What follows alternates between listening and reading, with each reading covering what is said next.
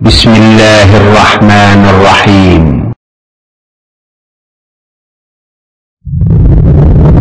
وبالتعاون للدعوة والإرشاد وتوعية الجاليات بالدمام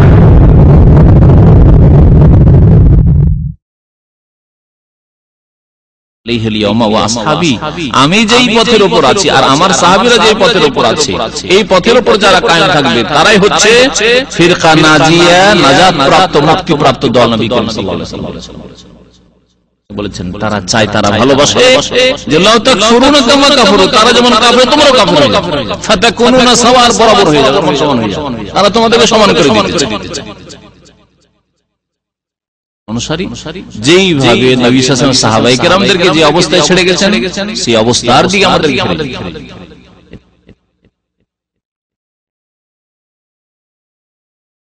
আসসালামু আলাইকুম ওয়া রাহমাতুল্লাহি ওয়া বারাকাতুহু। ইন্নাল হামদালিল্লাহ নাহমাদুহু ওয়া নাস্তাঈনুহু ওয়া নাস্তাগফিরুহু ওয়া নাউযু বিল্লাহি মিন শুরুরি আনফুসিনা ওয়া মিন সাইয়্যাতি আমালিনা। মান ইয়াহদিহিল্লাহু ফালা মুদিল্লা লাহু ওয়া মান ইউদ্লিলহু ফালা হাদিয়া লাহু। وأشهد أن لا إله إلا الله وحده لا شريك له وأشهد أن محمدا عبده ورسوله صلى الله تعالى عليه وعلى آله وصحبه وسلم تسليما كثيرا. يا أيها الذين آمنوا اتقوا الله حق تقاته ولا تموتن إلا وأنتم مسلمون. يا أيها الناس اتقوا ربكم الذي خلقكم من نفس واحدة وخلق منها زوجها وبث منهما رجالا كثيرا ونساء واتقوا الله الذي تساءلون به والأرحم إن الله كان عليكم رقيبا. يا أيها الذين آمنوا اتقوا الله وقولوا قولا سديدا يصلح لكم أعمالكم ويغفر لكم ذنوبكم ومن يطع الله ورسوله فقد فاز فوزا عظيما. أما بعد فإن خير الحديث كتاب الله وخير الهدي هدي محمد صلى الله عليه وسلم وشر الأمور محدثاتها وكل محدثة بدعة وكل بدعة ضلالة وكل ضلالة في النار. أعوذ بالله من الشيطان الرجيم. إن عدة الشهور عند الله 12 شهرا في كتاب الله يوم خلق السماوات والأرض منها 4 حرم ذلك الدين القيم. সম্মানিত ব্রাদার ইসলাম, আল্লাহ পাক রব্বুল আলামিনের সমস্ত প্রশংসা যে আল্লাহ পাক রব্বুল আলামিন দিন রাতের মালিক, যুগের মালিক, স্থানের মালিক, যে আল্লাহ পাক রব্বুল আলামিন যুগ জামানাকে সৃষ্টি করেছেন, স্থানকে সৃষ্টি করেছেন, আসমান জমিন সৃষ্টি করেছেন। আল্লাহ পাক রব্বুল আলামিন আমাদেরকেও সৃষ্টি করেছেন। আল্লাহ পাক রব্বুল আলামিন যে এই জামানায় আমাদেরকে নির্ধারিত সময় দিয়েছেন, তাতে আমাদেরকে তার ইবাদত বন্দেগীর জন্য সৃষ্টি করেছেন। আল্লাহ পাক রব্বুল আলামিন যে যুগ জামানা সৃষ্টি করেছেন, এই জামানাকে নিজেই ভাগ করেছেন 12 মাস, কোরআনে কারীমের ভাগ। সালাত এবং সালাম নাযিল হয়ে নবী মুহাম্মদ সাল্লাল্লাহু আলাইহি ওয়াসাল্লামের প্রতি, যিনি প্রত্যেক মাসে বা দিনে বা স্থানে কিভাবে ইবাদত করতে হবে, কোন সময় কি ধরনের ইবাদত করতে হবে, তার দিক নির্দেশনা দিয়েছেন। ইবাদত সম্পর্কে মনে রাখতে হবে যে যে স্থানে নবী করিম সাল্লাল্লাহু আলাইহি ওয়াসাল্লাম ইবাদতের শিক্ষা দিয়েছেন, সেই স্থানে সেই ইবাদত হইতে হবে। নিজের পক্ষ থেকে কোনো কিছু সংযোজন করা, বাড়ানো যাবে না। ঠিক তেমনি জামানার ক্ষেত্রে, সময়ের ক্ষেত্রে, যেসব সময়ে দিনে হোক অথবা রাতে হোক, নামাজের ইবাদত হোক অথবা সিয়াম রোজার ইবাদত হোক, নবী করিম সাল্লাল্লাহু আলাইহি ওয়াসাল্লাম যে ইবাদত সম্পর্কে আমাদেরকে জানিয়েছেন বা শিক্ষা দিয়েছেন, সেইভাবে ইবাদত করতে হবে। তার ব্যতিক্রমের নাম হবে বিদআত। আমরা নতুন বছরে এখন আরবি মাস, ইসলামিক মাস, প্রত্যেক মুসলিমের জন্য যে মাসগুলি মনে রাখা উচিত, যেগুলি দৈনন্দিন জীবনে ব্যবহারে নিয়ে আসা উচিত এবং এর মাধ্যমে মানুষের সাথে আদান প্রদান করা উচিত, সেই মাসের প্রথম মাস, ইসলামিক মাস, এই মুহররমুল হারাম, এই মুহররমের সম্মানিত মাস। আল্লাহ পাক রব্বুল আলামিন কোরআনে কারীমে এই মাস সম্পর্কে সূরা তওবার 36 নম্বর আয়াতে ইরশাদ করেছেন যে মাসের সংখ্যা হচ্ছে 12টি। মাসের সংখ্যা 12টি। এই আয়াতটি দিয়ে শুরু করে তারপরে এই মুহররম মাসে আমাদের যা করণীয় এই সম্পর্কে নবী করিম সাল্লাল্লাহু আলাইহি ওয়াসাল্লামের যেসব হাদিস রয়েছে সেগুলোর আলোকে কিছু জানার চেষ্টা করব এবং এ সম্পর্কে যেসব ভুল ধারণা আছে আমাদের, যেসব ধারণা রাখলে ইবাদত বিদআতে রূপান্তরিত হয়ে যায় সে সম্পর্কেও সতর্ক করার প্রয়োজন রয়েছে। মহান আল্লাহ ইরশাদ করেছেন সূরা তওবার আয়াত নম্বর 36-এ, ইন্না ইদ্দাতাশ শুহুরি ইনদাল্লাহি 12 শাহরান ফি কিতাবিল্লাহ, নিশ্চয় মাসের সংখ্যা, ইদ্দাতাশ শুহুর মানে আদাদুশ শুহুর, মাসগুলির সংখ্যা ইনদাল্লাহ আল্লাহ পাকের নিকট। তো এই ফয়সালা আল্লাহ পাক রব্বুল আলামিনের। এই মাসের সংখ্যা হচ্ছে 12 শাহরান, 12টি মাস, ফি কিতাবিল্লাহ আল্লাহ পাকের কিতাবি অর্থাৎ আল্লাহ পাক রব্বুল আলামিনের বিধানে। আল্লাহ পাকের কিতাব কোরআনে কারিমে যেমন এই বিধান রয়েছে, তেমন আল্লাহ পাক রব্বুল আলামিনের যে আগের কিতাব, আসমানি কিতাব যেগুলি ছিল, তাতেও আল্লাহ পাকের এই বিধান ছিল যে আল্লাহ পাক বছরকে ভাগ করেছেন 12 মাসে। 12 শাহরান ফি কিতাবিল্লাহ, 12 মাস হচ্ছে বছরের মাসগুলি আল্লাহ পাক রব্বুল আলামিনের বিধানে। কখন থেকে? কোরআন নাজিল হওয়ার জামানা থেকে নয়। এজন্য আল্লাহ বলছেন ইয়াউমা খালাকাস সামাওয়াতি ওয়াল আরদ, সেই দিন থেকে, সেই প্রাচীন দিন থেকে, সেই যুগ থেকে, যেই যুগে আল্লাহ পাক রব্বুল আলামিন আসমান এবং জমিনকে সৃষ্টি করেছেন। ইয়াউমা খালাকাস সামাওয়াতি ওয়াল আরদ, তাহলে চিন্তা করুন, আসমান জমিন সৃষ্টি আদম আলাইহিস সালামের সৃষ্টির অনেক আগে হয়েছে। যখন থেকে আল্লাহ পাক রব্বুল আলামিন আসমান জমিন সৃষ্টি করেছেন, সূর্য উদয় হয় অস্ত হয়, তখন থেকে দিন রাত শুরু হয়েছে, রাত দিন সৃষ্টি করেছেন। তখন থেকে মাসের সংখ্যা হচ্ছে 12টি মাস। ইয়াউমা খালাকাস সামাওয়াতি ওয়াল আরদ মিনহা আরবাতুন হুরুম, এই 12টি মাসের মধ্যে আল্লাহ পাক বলছেন 4টি মাস হচ্ছে সম্মানিত মাস। হরম মানে মুহতারাম মাস, সম্মানিত মাস। যালিকা দ্বীনুল কাইয়্যিম, আর এই বিষয়টি হচ্ছে যা আমি উল্লেখ করলাম আল্লাহ পাকের সুপ্রতিষ্ঠিত দিন। এটা হচ্ছে আল্লাহ পাক রব্বুল আলামিনের দিন। তো আল্লাহ পাকের দিন হচ্ছে পূর্ণাঙ্গ দিন। আল্লাহ পাকের দিন শুধু 2-4টি কাজের নাম নয়, যেমন অনেকে মনে করে ধর্ম মানে মনের কথা। যারা সেকুলারিজমে বিশ্বাসী, যারা ধর্ম নিরপেক্ষতায় বিশ্বাসী, তাদের একদল তো ধর্মই মানে না, তার মানে নাস্তিক। আর এক দল বলে ধর্ম আছে কিন্তু ধর্ম শুধু এখানে আছে, মনের ব্যাপার। আমার মনের ব্যাপার, নামাজ পড়তে হবে, আমার মনের ব্যাপার। কি সুদ খাওয়া যাবে না? আবার রাজনীতি করবো, ওখানে আবার ইসলামের কথা কিসের জন্য? আবার অর্থনীতিতে আবার ইসলামের কথা কিসের জন্য? পারিবারিক ব্যাপার আবার ইসলামের কথা কিসের জন্য? এইখানে শুধু ধর্ম, এখানে। এটাও বড় একটা কুফরি। এই যালিকা দ্বীনুল কাইয়্যিম থেকে, আল্লাহ পাকের আয়াতের এই অংশ থেকে বোঝা যায় যে দিন শুধু 2-4টি কাজের মধ্যে সীমিত নয়, আর শুধু মনের ব্যাপার নয়। অনেকে এর চাইতে আর একটু বেশি বলতে চায়। ওরাও ধর্ম নিরপেক্ষতায় বিশ্বাসী, এই কুফরিতে বিশ্বাসী, সেকুলারিজমে বিশ্বাসী। তারাও বলে যে ধর্ম নামাজ রোজার নাম ধর্ম। মসজিদ গেলেন, আপনার ধর্ম হয়ে গেল। মসজিদের বাইরে আবার ধর্মের কথা কিসের জন্য? হাটে বাজারে মার্কেটে, হ্যাঁ, ব্যবসা বাণিজ্য, ওখানে আবার ধর্মের কথা কিসের জন্য? আমার স্মরণে হচ্ছে এমন এক ব্যক্তি, সে উচ্চশিক্ষিত দুনিয়ার ক্ষেত্রে, ভালো একজন হেডমাস্টার। সে বলছে যে অর্থনীতিতে যখন হালাল হারামের আলোচনা শুরু হইলো, এটা সুদি ব্যবসা, এটা জায়েজ, ওটা জায়েজ নয়। বলছে ওখানে আবার ধর্মের কি আছে? সুবহানাল্লাহ। তাহলে ধর্ম সম্পর্কে, তাদের দিন সম্পর্কে কত ভ্রান্ত ধারণা। MA পাস একজন, তার ইসলাম সম্পর্কে তার জ্ঞানের কত শোচনীয়তা, কত অসহায়, দুর্বল। সুবহানাল্লাহ। ওখানে আবার কিসের ধর্মের কথা হইল? ব্যবসা বাণিজ্য করবো, হালাল হারাম, এটা সুদ, এটা জুয়া হয়ে যাবে, ধোকা হয়ে যাবে, এটা জায়েজ হবে না, এটা জায়েজ, এইসব আবার কি আছে? ধর্ম মানে মসজিদ। তাই যদি হইতো, তো আল্লাহ পাক রব্বুল আলামিন বছরকে 12 মাসে ভাগ করেছেন। আল্লাহ বলছেন যালিকা দ্বীনুল কাইয়্যিম, তার মধ্যে 4টি সম্মানিত মাস। এটা হচ্ছে আল্লাহ পাকের সুপ্রতিষ্ঠিত দিন। এখানে আবার দিনের কথা কিসের? তাহলে বোঝা গেল এই আয়াতের অংশে বাতিলপন্থী, ধর্ম নিরপেক্ষতায় বিশ্বাসী, সেকুলার মতবাদে বিশ্বাসী, তাদের খণ্ডন রয়েছে। যে দিন ইসলাম হচ্ছে পূর্ণাঙ্গ দিন। সেটা হতে পারে খ্রিস্টানদের ধর্ম সম্পর্কে যে তাদের ধর্ম চার্চের সাথে সীমিত, হিন্দু ধর্মের সাথে হইতে পারে যে তাদের ধর্ম মন্দিরের সাথে সম্পৃক্ত, ব্যাস। কিন্তু দিন ইসলাম আল্লাহ প্রদত্ত দিন, এই দিন যেমন বিশ্বাস রয়েছে, আকীদা রয়েছে, তেমনই রয়েছে তাতে ইবাদত রয়েছে, যার কিছু ইবাদতের সম্পর্ক মসজিদের সাথে, কিছু ইবাদতের সম্পর্ক মসজিদের বাইরের সাথে, বিভিন্ন জীবনের ক্ষেত্রের সাথে। এই দিন ইসলামের একটা বড় অংশ রয়েছে, সেটা হচ্ছে আখলাক, চরিত্র গঠন, মুআমালাত, আদান প্রদান, লেনদেন, ব্যবসা বাণিজ্য, বিবাহ শাদী, তালাক, এগুলি সব দিন। এর মধ্যে মাসের ব্যবহার, মাস জানা,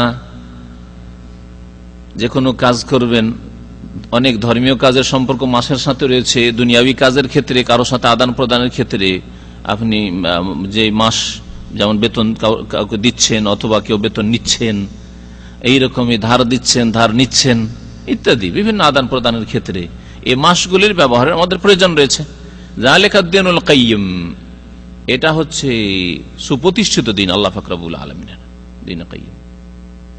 আল্লাহ পাক রব্বুল আলামিন যেখানে তৌহিদের কথা, যেখানে সালাতের কথা, নামাজের কথা উল্লেখ করেছেন সূরাতুল বাইয়িনাতে, আপনাদের অনেকের আয়াত মুখস্থ আছে, ওয়ামা উমিরু ইল্লা লিয়াবুদুল্লাহ মুখলিসিনা লাহুদ্দিন হুনাফা ওয়া ইউকিমুস সালাতা ওয়া ইউতুজ যাকাতা ওয়া যালিকা দীনুল কাইয়্যিম। তাহলে চিন্তা করে দেখুন, ওই দীনুল কাইয়্যিম আর ওই আয়াতটি সূরাতুল বাইয়িনার আয়াত আর সূরা তওবার এই আয়াতকে মিলিয়ে দেখুন যে মাসের গণনা আল্লাহ পাক বলছেন যালিকা দীনুল কাইয়্যিম, এটা হচ্ছে আল্লাহ পাকের প্রতিষ্ঠিত দিন, এটা হচ্ছে আল্লাহ পাকের দিন, যে দিন প্রতিষ্ঠিত করতে হবে।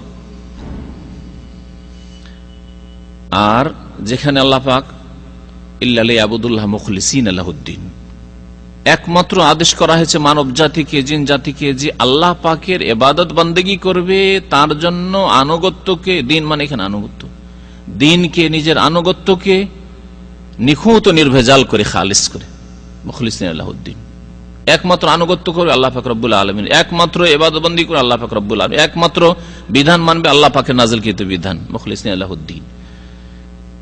সুতরাং আল্লাহ ছাড়া কাউকে সিজদা করবে না, আল্লাহ ছাড়া কারো কাছে ফরিয়াদ করবে না, আল্লাহ ছাড়া কারো কাছে দোয়া করবে না, আল্লাহ ছাড়া কারো কাছে রোগের আরোগ্য চাইবে না, আল্লাহ পাক রব্বুল আলামিন ছাড়া কারো কাছে সন্তান সন্ততি চাইবে না, মনের কামনা বাসন পূরণ করা চাইবে না। সাধারণত যেসব ব্যাপারে মানুষ দিতে পারেন না, মানুষ আপনার অল্প কিছু প্রয়োজন পুরা করতে পারে, যেগুলি মানুষের ক্ষমতায় আছে, যেমন কেউ আপনাকে 2-4-10 হাজার কিছু ধার দিতে পারে, কিছু সাহায্য করতে পারে, দান করতে পারে, সেগুলি ভিন্ন জিনিস। কিন্তু যেসব ক্ষেত্রে মানুষের ক্ষমতায় রাখা হয়নি, ছেলে মেয়ে দেওয়া,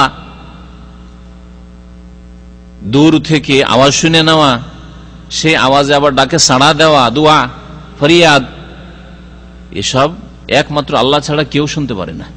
সুতরাং লিয়াবুদুল্লাহ মুখলিসিনা লাহুদ্দিন, একমাত্র আল্লাহ পাক রব্বুল আলামিন যেন এগুলোকে খালিস করবে।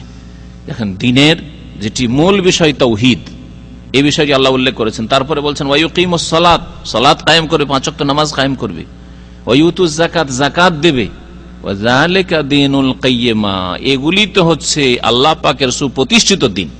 তাহলে এগুলি হচ্ছে দিন কায়েম করা।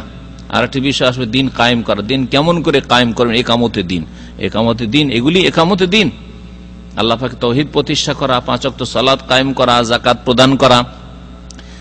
এইরকমই এই আয়াত প্রমাণ করে যে আপনার চলাফেরার ক্ষেত্রে, আদান প্রদানের ক্ষেত্রে এই মাসগুলি জানা এবং এই মাসগুলিকে কাজে লাগানো, এই মাসগুলি মোতাবেক জীবন যাপন করা, এটা হচ্ছে যালিকা দীনুল কাইয়্যিম, এই হচ্ছে সুপ্রতিষ্ঠিত দিন। আল্লাহ পাক রব্বুল আলামিন এর 4টি মাসকে সম্মানিত হারাম মাস বলেছেন। এই 4টি মাসকে বলতে পারেন মুহররম, হ্যাঁ, রজব। নবী করিম সাল্লাল্লাহু আলাইহি সাল্লাম এই আয়াতের তাফসীরে বলেছেন যে বিদায় হজে নবী করিম সাল্লাল্লাহু আলাইহি সাল্লাম যখন আরাফায় বক্তব্য করেন, খুতবা দেন, তখন বলেছিলেন যে আল্লাহ পাক রব্বুল আলামিনের মাস 12টি, তার মধ্যে 4টি হচ্ছে হারাম সম্মানিত মাস, সালাসুন মুতাওয়ালিয়া, 3টি হচ্ছে পরস্পর, জিলকাদ বা জিলকাদা জিল হজ বা জিল হিজ্জা আরবিতে, মুহররম, এই তিনটি পাশাপাশি। জিল কাদা চলে গেছে, জিল হজ চলে গেছে, এগুলি হারাম সম্মানিত মাস। অন্যান্য মাসগুলির তুলনায় এই 4টি মাস বেশি সম্মানিত প্রাচীন যুগ থেকে। ইসলামে এগুলির সম্মান আছে না কোনো পার্থক্য নাই, এই নিয়ে দুটি মত আছে ফোকাহাদের, ওলামাদের। কিন্তু আগের যুগ থেকে ইব্রাহিম আলাইহিস সালামের দিনে বা তার আগেও হতে পারে, আল্লাহ পাক রব্বুল আলামিনের প্রাচীন দিনে এগুলি হচ্ছে আরবাতুন হরম, সম্মানিত মাস। সম্মানিত মাস মানে এই মাসগুলিতে শুধু পাপ করবেন না আর অন্য মাসে পাপ করবেন, এটা বোঝানো হয়নি। যেমন জাহিলিয়াতের যুগের মুশরিকরা তা করত। ইব্রাহিম আলাইহিস সালামের ধর্মের তারা দাবিদার ছিল, তারা সারা বছরে ঝগড়া বিবাদ করত, মারামারি করত। ঝগড়া বিবাদ করা, মারামারি করা, অন্যায় ভাবে কলহ বিবাদ করা হারাম, সবসময় হারাম। সে হারাম মাসে হোক আর অন্য কোনো 8 মাসে হোক। কিন্তু জাহিলিয়াতের যুগের লোকেরা সারা বছরে লড়াই ঝগড়া বিবাদ করত, কারণ এদের গোত্রীয় দ্বন্দ্ব, লড়াই লেগেই থাকতো। মক্কা মদিনায় নবী করিম সাল্লাল্লাহু আলাইহি ওয়াসাল্লামের রিসালাতের পূর্বে এই মাসগুলি আসলে তারা থেমে যেত, আপসে কথা বলে নিত যে দেখো এখন জিলহজ মাস চলে এসে, জিল কাদা মাস চলে এসে, মুহররম চলে এসে, এখন আর লড়াই করবো না। এখন রজব মাস চলে এসে, এখন যুদ্ধ বন্ধ করে দাও, লড়াই করবো না, আচ্ছা মাসটা পার হইতে দাও। তাতে হইতো না অনেক সময়, কারণ লড়াই যখন শুরু হয়ে যায় হঠাৎ করে দুই পক্ষ বন্ধ করতে সম্মতি প্রকাশ করছে না, বন্ধ করা সম্ভব হচ্ছে না, তখন আর একটি হিল্লার রাস্তা নিয়েছিল তারা। এই হিল্লা আমাদের দেশে এইরকমই হারাম হিল্লা বিভিন্ন ক্ষেত্রে আছে। এই হিল্লা দাউদ আলাইহিস সালামের যুগে ইহুদিরা করেছিল, এই বাতিল হিল্লা। আর এই বাতিল হিল্লা মক্কার বা আরবের মুশরিকরা করতো নবী করিম সাল্লাল্লাহু আলাইহি সাল্লামের রিসালাতের পূর্বে। কি হিল্লা করতো? কোরআনে কারীমের এই সূরা তওবাতে ওই হিল্লার কথা আল্লাহ উল্লেখ করেছেন, সেটা হচ্ছে নাসি, ইন্নামান নাসি ও জিয়াদাতুন ফিল কুফর। মাসকে পিছিয়ে দেওয়া, নিজের ইচ্ছা মোতাবেক মাসকে আর পিছিয়ে দেওয়া যায়, কিন্তু জাহেলিয়াতের যুগের লোকেরা করতো। ধরেন এই মাসটা হচ্ছে মুহররম মাস, না এটাকে মুহররম ধরলাম না, মুহররমকে পিছিয়ে দিলাম। জিল কাদা, জিল হজ আর মুহররম, এই 3টা মাস হারাম মাস, এগুলোকে পিছিয়ে দিলাম। তারপরে এগুলোকে ধরে নিলাম শাওয়াল, এগুলোকে ধরে নিলাম রজব তো হারাম, রমজান ধরে নিলাম, হ্যাঁ রবিউল সানি, রবিউল আউয়াল ধরে নিলাম। আর তারপরে এই মাসগুলি যে অন্য মাস ধরে নিলাম, সুতরাং এই মুহররম, জিল কাদ, জিল হজ পরে পুরা করব। কি জন্য? লড়াই যেহেতু চালিয়ে যেতে হবে, আর হারাম মাসে লড়াই করব না। নাসি, এই নাসির তাফসীর হচ্ছে বিলম্ব করা, তাখির, মাসগুলিকে পিছিয়ে দিয়ে হারাম মাসগুলিতে, আসলে আল্লাহর কাছে যে হারাম মাসগুলি সেই মাসগুলিতে যুদ্ধ করে নেওয়া, আর ওই মাসগুলি পরে পুরা করে নেওয়া। এখন যখন যুদ্ধ করেন, এখন হচ্ছে মুহররম মাস, হ্যাঁ এখন হচ্ছে জিলহজ মাস, জিল কাদা মাস, এখন হচ্ছে রজব মাস, এরকম করতো। আশা করি বুঝতে পারছেন, তাই না? খেয়াল খুশি নবী করিম সাল্লাল্লাহু আলাইহি ওয়াসাল্লাম বিদায় হজে বললেন যে ইন্না জামানা কাদ ইস্তাদারা আলা হাইয়াতিহি ইয়াওমা খালাকাস সামাওয়াতি ওয়াল আরদ। আসমান জমিন আল্লাহ পাক যেই দিন সৃষ্টি করেন, সেই দিন যেমন ভাবে দিনগুলি চলে আসছিল, মাসগুলি চলে আসছিল, মুহররম পরে সফর, রবিউল আউয়াল, রবিউল সানি, এই করে জিলহজে গিয়ে শেষ। আমি যে হজে এসেছি, আসল জিলহজ এসেছি, কিন্তু মাঝখানে তারা এদিক ওদিক হেরফের করে দিয়েছিল, আগে পিছিয়ে করে দিয়েছিল। এখন জামানা ফিরে আপন অবস্থায়, আপন গতিতে এসেছে, নবী করিম সাল্লাল্লাহু আলাইহি ওয়াসাল্লাম বলেছেন। অনেকের জন্য যারা এই আয়াতগুলি তাফসীর বিস্তারিত পড়েনি, তাদের জন্য এইসব নতুন কথা। জাহেলিয়াতের জামানায় এইসব খেয়াল খুশি কাজ করতো। হিল্লা মানে যুদ্ধ করতে হবে, তাহলে কি হিল্লা করবো? মুহররম, এটা মুহররম নয়, এটা হচ্ছে সফর, সফরে লড়াই করা চলবে আমাদের, এইভাবে করতো। এই মুহররমটাকে পরে করে পিছিয়ে দেবো, আর রবিউল আউয়াল মাসে গিয়ে মুহররম পুরো করে নেব। আল্লাহ বলছেন ইন্নামান নাসি ওয়া জিয়াদাতুন ফিল কুফর। এই মাসকে পিছিয়ে দিয়ে খেয়াল খুশি হিল্লা করে লড়াই করা হারাম মাসে, এটা হচ্ছে কুফরির পাপের ওপর অতিরিক্ত পাপ, অপরন্ত পাপ। জিয়াদাতুন ফিল কুফর, এক তো তোমরা কাফের মুশরিক, কুফরির অবস্থায় আছো, মূর্তি পূজা করে, আল্লাহর দিন না মেনে, ইব্রাহিম আলাইহিস সালামের দিনকে বিকৃত করে, আর এই নাসি, এই যে তোমরা হিল্লা করেছো, এটা জিয়াদাতুন ফিল কুফর, কুফরির ওপর অতিরিক্ত বাড়তি। এটা আমাদের যে হিল্লা আছে এই হিল্লা তারই অন্তর্ভুক্ত। আল্লাহ পাক রব্বুল আলামিন তালাকের এক সিস্টেম দিয়েছেন, তাতে মহিলার পক্ষ থেকে হইলে খোলার এক সিস্টেম দিয়েছেন, পুরুষের পক্ষ থেকে তালাক, 1 তালাক, 2 তালাক, 3 তালাক সুন্নতি তরিকায় ফিকার কিতাবে রয়েছে, তার আগে হাদিসের কিতাবে রয়েছে, কোরআনে কারীমে তালাকের কথা আছে। কোরআনে কারীমের আয়াত সম্পর্কে একটু চিন্তা করে দেখুন। আল্লাহ বলছেন আত-তালাকু মাররাতান, তালাক হচ্ছে 2 বারে। আর আমাদের দেশের বিদাতি সমাজে একসাথে 3 তালাক লিখে।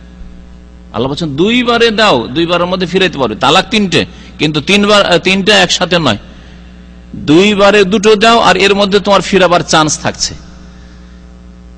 তালাক মাররাতান, যদি একসাথে তালাক দেওয়ার ইসলামে অবকাশ থাকতো, এটা জায়েজ থাকতো, এই জন্য ফিকহে হানফিতেও বলা হয়েছে যে তালাক 3 তালাক একসাথে দেওয়া হারাম তালাক, তালাকে বিদঈ, তালাকে সুন্নিয়া, তালাকের বিদির তারা ভাগ করেছে। সারাবিক আয়াতে রয়েছে, কদরিতে রয়েছে, হিদায়াতে রয়েছে, তা তাদের কাছে হারাম, কিন্তু হয়ে যাবে। এই হারাম তালাক কেন লিখেন? এমন কোন মানুষ আমাদের সমাজে আছে, আমি 1 তালাক দিলাম, তারপরে ইদ্যত পার হইলি তো আপনার উপরে স্ত্রী হারাম হয়ে যায়। আল্লাহ বলছেন মাররাতান, 2 বারে তালাক দিয়ে তুমি সুযোগ রাখো, হতে পারে ফিরাইতে হইতে পারে, না করবেন। একসাথে 3 তালাক, একসাথে 3 তালাক দেওয়ার পরে এখন চিন্তা পড়ে গেল, হাই কি করলাম, তো ভুল কাজ করলাম, আমাকে তো রাখতেই হবে, কারণ ছেলে মেয়ে আছে, অথবা রাগের মাথায় দিয়ে দিচ্ছি, তার স্ত্রীকে ফিরাইতে হবে, না স্ত্রীর কাছে অনেক ধন সম্পদ আছে, এত লস করা যাবে না, যে কোনো কারণে হোক স্ত্রী ফিরাতে হবে। আর 3 তালাক যেহেতু মযহাবে 3 তালাক, সুতরাং এখন উপায় কি? উপায় হচ্ছে হিল্লা করা। হিল্লা করা তাহলে কাফেরদের সাদৃশ্যতা। মুশরিকরা মাছ সম্পর্কে হিল্লা করত, ইহুদিরা মাছ মারার ক্ষেত্রে হিল্লা করেছে, শনিবারে মারবো না, আল্লাহ শনিবারে না মানা করেছেন, শনিবারে মাছ শিকার করতে নিষেধ করেছেন। সূরা আরাফ আল্লাহ পাক রব্বুল আলামিন এই ঘটনা উল্লেখ করেছেন, শনিবারে বাঁধ দিয়ে ঘিরে রেখে দেবো, রবিবারের দিন ধরে নেব মাছ। আল্লাহ পাক রব্বুল আলামিন ওদেরকে ছেড়েছিলেন নাকি? কি করেছিলেন? কোন কিরাদাতান খাসিন, লাঞ্ছিত বাদর তোমরা হয়ে যাও। 3 দিন বাদর থেকে লাঞ্ছিত অপদস্থ হয়ে তারপরে ধ্বংস হয়েছে ওই জাতি যারা হিল্লা করেছিল যে শনিবারে, আল্লাহ শনিবারে মাছ মারতে নিষেধ করেছে, মাছ ধরতে নিষেধ করেছে, শনিবারে মাছ ধরবো না, বাঁধ দিয়ে ঘিরে রেখে দেবো।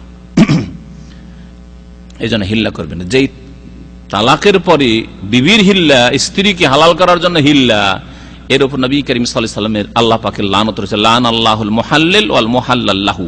যেই ব্যক্তি হালাল করবে কারোর জন্য, আর যার জন্য হালাল করা হবে ওই আগের স্বামী, যার কাছে ফিরে যেতে চাইছে এই মহিলা 1-2 রাত অন্যের কাছে বিবাহে, মানে টেম্পোরারি বিবাহে, শিয়াদের মতো মুতার বিবাহে থেকে, শিয়াদের ধর্মে মুতার বিবাহের জেনা আছে, আর হিল্লার বিবাহ হচ্ছে বিদাতির মধ্যে জেনা।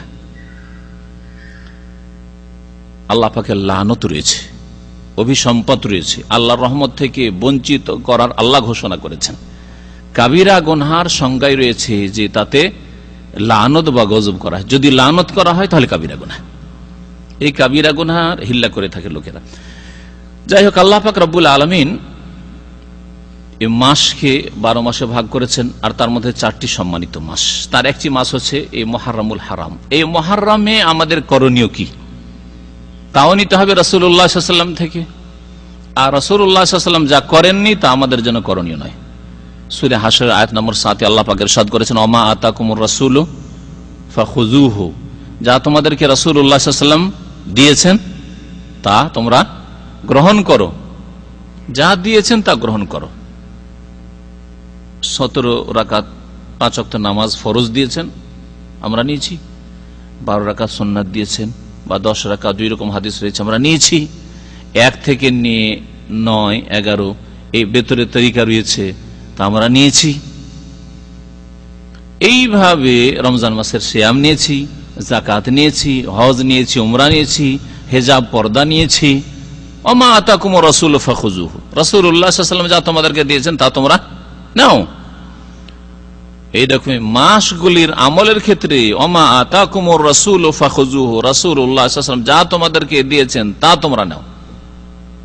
বাংলা ভাষায় বহু বিদাতি কিতাব আছে, তার মধ্যে বিশেষ করে 2-1টি কিতাবের নাম বলছি। তার মধ্যে একটি কিতাব হচ্ছে মাকসুদুল মুমিনিন, শুনেছেন নাম না? মাকসুদুল মুমিনিন বাংলাদেশে, পশ্চিমবঙ্গে এই কিতাবগুলি বিদাতি পরিবারে এগুলো মনে করা হয় খুব ধর্মীয় কিতাব। আর এই কিতাবগুলি নতুন বউকে উপহার দেওয়া হয়।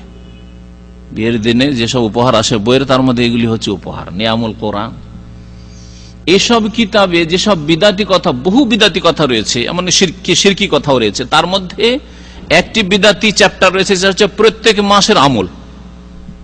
প্রত্যেক মাসের আমল, মাসের শেষ বৃহস্পতিবারে কি, মাসের প্রথম বৃহস্পতিবারে কি, মাসের প্রথম শুক্রবারে কি, শেষ শুক্রবারে কি, এইভাবে উদ্ভট মা আনজালাল্লাহু বিহা মিন সুলতান, আল্লাহ পাকের পক্ষ থেকে এর কোন সনদ নেই, না কোরআনে কারিমে না রাসূলুল্লাহ সাল্লাল্লাহু আলাইহি ওয়াসাল্লামের হাদিস।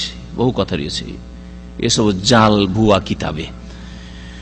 তার মধ্যে এই মকসুদুল মুমিন দীর্ঘদিন পূর্বে আমি আলোচনা করেছিলাম, কয়েকটি আলোচনায়। মকসুদুল মুমিন প্রত্যেক মাসের আমল, মুহররমের আজব আজব আমল, রজবের আজব আজব আমল, শাবানের আজব আজব আমল, যা কোরআন এবং হাদিসে দেয়। সুতরাং এইসব বিদাতি বই থেকে সতর্ক থাকবেন। ফুটপাত থেকে যেমন ওষুধ নেন না, মিসওয়াক বিক্রি যারা করে তারা যদি ওষুধ বিক্রি করে, কেউ ওষুধ কিনবেন না, কারণ শরীর বাঁচাইতে হবে। হতে পারে এক্সপায়ার ট্যাবলেট বিক্রি করছে, আর যদিও প্যানাডল লেখা আছে তারপরে এক্সপায়ার হতে পারে, তাই কিনবেন না আপনি, তাই না? কারণ শরীর ধ্বংস করবো না আমি, স্বাস্থ্য ধ্বংস করবো না আমি, মরবো না আমি, শরীরকে বাঁচিয়ে রাখবো। আর ঈমান আমার মরে যাক, ইসলাম আমার মরে যাক, আমি জাহান্নামে চলে যাই। এত সুন্দর শরীর যাকে বাঁচিয়ে রাখার জন্য এত আপ্রাণ চেষ্টা, যে ফুটপাত থেকে ওষুধ কিনি না, আর ফুটপাত থেকে বই কিনছি, নিয়ামুল কোরআন আর বিষাদ সিন্ধু আর মকসুদুল মুমিনিন আর এইরকম বহু বিদাতি কিতাব, আর যাদের ঈমান নষ্ট করছে আর ইসলাম নষ্ট করছে লোকেরা। এই মুহররম মাসে কি করতে হবে আর কি করতে হবে না, হাদিসগুলি শোনাই। নবী করিম সাল্লাল্লাহু আলাইহি ওয়াসাল্লামের হাদিস সহিহ মুসলিমে রয়েছে। আবু হুরায়রা রাদিয়াল্লাহু তাআলা আনহু বর্ণনা করেছেন, আফজালুস সিয়ামে বাদা রমাদান, রমজান মাসের পরে সবচাইতে উত্তম রোজা। তাহলে সবচাইতে উত্তম রোজা হচ্ছে কোন রোজা? রমজান মাসের রোজা। সবচাইতে উত্তম রোজা হচ্ছে রমজান মাসের রোজা। আফজালুস সিয়ামে বাদা রমাদান, যতই বড় দিনে রোজা রাখেন আপনি, নফল রোজা, আর যতই ফজিলত রোজা হোক না কেন, আরাফার রোজা, গত এক বছর গুনাহ মাফ, আগামী এক বছর মাফ, ওই রকম মুহররমের রোজা যার ফজিলত আসছে, যে কোন রোজা, 6 শাওয়ালের রোজা, যতই নফল রোজা হোক না কেন, ফরজ রোজার চাইতে বেশি নেকি কোন নফল রোজারই হইতে পারে না। এইরকমই ফরজ নামাজের চাইতে কোন নফল নামাজ দিয়ে হইতে পারে না নাকি। কারণ অনেকে মনে করে যে তাহাজ্জুদের নেকি ফরজের চাইতে বেশি, এটা ধারণা অনেকের মধ্যে হয়তো এই জন্য চলে আসে। রাতের অন্ধকারে উঠি এত কষ্ট করে নামাজ পড়তে পারে, আমরা পারি না। হাজারে একজন পারে না, এই হাজারে একজন সে তাহাজ্জুদ পড়ে। আর জোহরের নামাজ পড়া এমন কোন ব্যাপার হলো? আসর নামাজ পড়া এমন কোন ব্যাপার হলো? মাগরিব এশা পড়া কোন ব্যাপার হলো? তো মাগরিব এশা পড়ে, জোহর পড়ে হয়তো অত নেকি পাবো না, কিন্তু তাহাজ্জুদ পড়লে বিশাল নেকি, এরকম কেউ ভাবতে পারে? হাদিস শোনেন, এই হাদিসে ওটা উল্লেখ করা হয়েছে, আফজালুস সিয়ামে বাদা রমাদান শাহরুল্লাহিল মুহররম, রমজান মাসের রোজার পরে সবচেয়ে ফজিলত রোজা হচ্ছে শাহরুল্লাহিল মুহররম, আল্লাহ পাকের মাস। আর সবগুলি আল্লাহ পাকের মাস। মুহররম মাস সে রোজা, মুহররম মাসের সিয়াম। ওয়া আফজালুস সালাতে বাদাল ফরিজা সালাতুল লাইল, ওয়া আফজালুস সালাত, আর সবচেয়ে ফজিলতের নামাজ, শ্রেষ্ঠ নামাজ, উত্তম নামাজ হচ্ছে বাদাল ফরিজা, বলছেন নবী করিম সাল্লাল্লাহু আলাইহি ওয়াসাল্লাম, ফরজ নামাজের পরে। জোহরের নামাজ ফরজ, তাহলে জোহরের এই 4, আসর 4, মাগরিবের 3, এশার 4, ফজরের 2, এই যেগুলি ফরজ নামাজ, এই ফরজ নামাজের সামনে কোন নামাজ টিকবে না ফজিলতের দিক থেকে। আপনি মসজিদে হারামে, মসজিদে নববীতে, বাইতুল মুকাদ্দাসে গিয়েও যদি তাহাজ্জুদ পড়েন আর নফল পড়েন, তবু ফরজ আপনার বাড়িতে, আপনার বাড়ির পাশের মসজিদে, ওয়াক্তিয়া মসজিদে যে যোহর নামাজ পড়লেন তার সমান নেকি হবে না। ও আফজালুস সালাতে বাদাল ফরিজা, ফরজ নামাজের পরে সবচাইতে উত্তম নামাজ হচ্ছে সালাতুল লাইল, রাতের নামাজ। তাহলে সবচাইতে ফজিলতের নামাজ কোন নামাজ? ফরজ নামাজ। তারপরে কোন নামাজ? তাহাজ্জুদের নামাজ। সালাতুল লাইল, রাতের নামাজ, তাহাজ্জুদের নামাজ।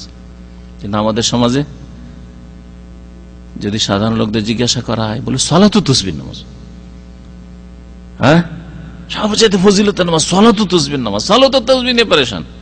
তারপরে সালাতু তাসবিহ যারা পড়ে তারা ওই নামাজকে রাত্রে পড়ে, অথচ যেই হাদিসটা হাদিস সহিহ না জয়ীফ, এ তো এক দ্বিমত আছেই। একদল বড় গবেষক ওলামারা বলেছেন যে সালাতু তাসবিহ হাদিস সহিহ নয়, আর দল বলছেন যে হতে পারে যে তার মানে ভিত্তি আছে, হতে পারে।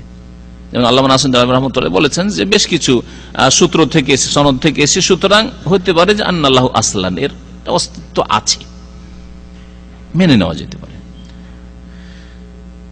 আল্লামা শাইখ ইবনে বাজ রহমতুল্লাহ আলাইহি, আল্লামা শাইখ ইবনে উসাইমিন রহমতুল্লাহ আলাইহি, সৌদি আরবের বড় বড় যারা ওলামা, তারা বলেছেন যে সালাতু তাসবিহ হাদিস সহিহ নয়।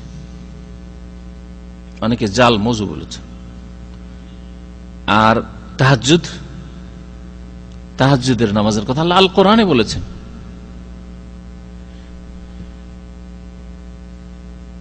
সালাতু তাসবিহ নামাজ যদি ধরে নেওয়া যায় যে আছে আর পড়বেন, আপনি পড়েন, ওই হাদিসে ইবনে আব্বাস রাদিয়াল্লাহু তাআলা যে হাদিস, সেই হাদিসে আছে দিনের নামাজের কথা, দিনে পড়ার কথা, রাতে পড়ার কথা নেই। তাহলে এই নামাজ রাতের নামাজ নয়, সালাতু তাসবিহ নামাজ রাতের নামাজ নয়। সবচাইতে ফজিলতের নামাজ হচ্ছে কোন নামাজ? ফরজ নামাজের পরে হচ্ছে রাতের নামাজ, অর্থাৎ তাহাজ্জুদের নামাজ। তাহাজ্জুদ মানে ঘুম ত্যাগ করা, তাহাজ্জুদ মানে ঘুম ত্যাগ করা। ঘুম ত্যাগ করে যে নামাজ পড়া হয় সেই নামাজ ফরজ নামাজের পরে স্থান পেয়েছে। তারপরে ইশরাক, দোহা, এইসব নামাজ বলতে পারেন, সুন্নাতে রাতে বা অন্যান্য নামাজ। তো এই রোজার ফজিলত আমরা জানলাম যে মুহররম মাসে রোজা রয়েছে, কিন্তু এই হাদিসে স্পষ্ট করা হয়নি যে মুহররম মাসের কোন দিনে রোজা রাখবো। এর প্রমাণ অন্য হাদিসে রয়েছে। মুহররম মাসের যে কোনো দিনে রোজা রাখতে পারেন, অসুবিধা নেই, নফল হিসাবে। আপনি বেশি বেশি যদি মনে করেন যে এই মাসের রোজা আল্লাহর কাছে প্রিয়, আমি রোজা রাখবো, অসুবিধা নেই।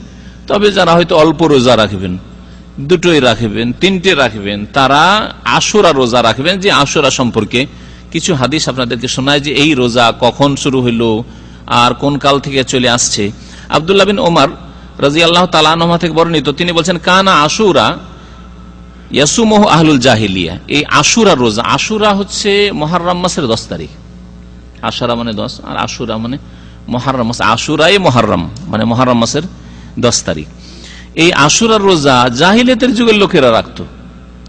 আহলুল জাহিলিয়া মানে নবী সাল্লাল্লাহু আলাইহি সাল্লামের আবির্ভাবের পূর্বে মক্কার লোকেরা ও রাখতো।